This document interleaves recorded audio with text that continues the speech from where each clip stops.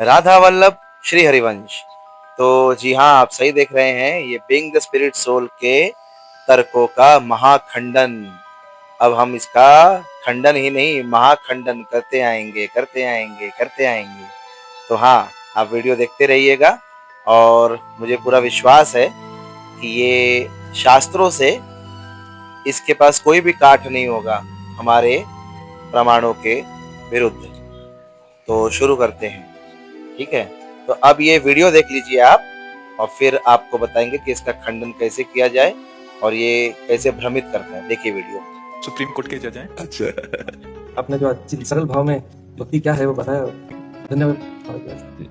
प्रयास यही रहता है हमारा तो कि कार्य करते करते स्मरण होता रहे। हाँ। प्रयास यही रहता है हमारा तो कि जी। कार्य करते करते स्मरण होता रहे। हाँ बिल्कुल, अपने कर्तव्य को ही पूजा समझे। कर्तव्य में भय और प्रलोभन का त्याग करके वही हमारी अपने कर्तव्य का भय और प्रलोभन से यदि हम हट करके तो हमारी कर्तव्य पूजा हो जाएगी। अगर भयवश कुछ हुआ या प्रलोभनवश कुछ हुआ तो हमारी पूजा में बाधा पड़ जाएगी। हमें समय मिले तो और भी पूजा करेंगे। सबसे बड़ी पूजा है अपने कर्तव्य का पालन करना, जो भगवान ने हमें कर्तव्य दिया, और नाम जब अंदर ही अंदर भगवान का स्मरण करता रहे। अब देखिए कैसे लोगों को भ्रमित कर रहा है ये व्यक्ति।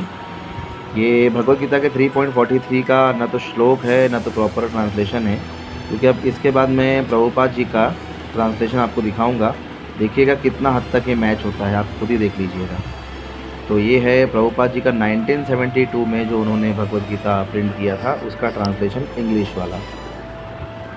अब ये आता है हिंदी वाला ट्रांसलेशन। देखिए महाराज जी जो बोल रहे हैं उससे इस श्लोक में जो अर्थ दिया है उससे क्या लेना देना, आप खुद ही समझ लीजिए। अब ये भगवत गीता प्रेस का ट्रांसलेशन है, इसको पढ़िएगा, वही जो ये कोट कर रहा है, इससे क्या लेना देना है जो महाराज जी बोल रहे हैं। महाराज जी केवल यही बोल रहे हैं कि आप अपने कर्तव्य को बराबर समझ करके कीजिए, वही आपकी पूजा है। गलत क्या बोला है? भगवत गीता में कई जगह पर कर्तव्य परायण बनने के लिए अर्जुन को भगवान बता रहे हैं। तो देखिए कहीं से भी कुछ भी जोड़ देने से कुछ भी सिद्ध नहीं हो जाता, उसको प्रॉपर सिद्ध करके दिखाइए, ठीक है। अब आगे मैं आपको दिखाता हूँ एक चीज़ और। अब ये यहाँ पर नीचे लक्ष्मी तंत्र नामक एक शास्त्र को कोट कर रहा है।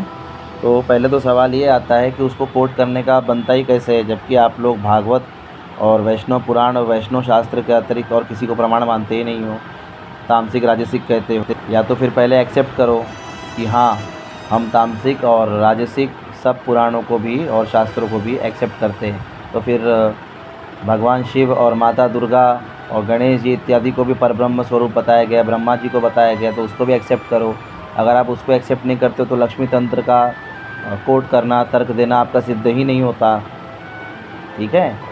तो ये था इस व्यक्ति ने जिस तरह से भ्रमित किया था, उसका खंडन नहीं, महाखंडन, ठीक है। तो अब आगे आगे देखते जाइएगा, एक एक इसके वीडियो हम निकालेंगे जहाँ पर इसने कुतर्क दिए हैं पूज्य गुरुदेव पर और कई और भी आचार्यों पर। उसका हम धीरे धीरे खंडन करने का प्रयास करेंगे। सभी लोग जुड़े रहिएगा। राधा वल्लभ श्री हरिवंश।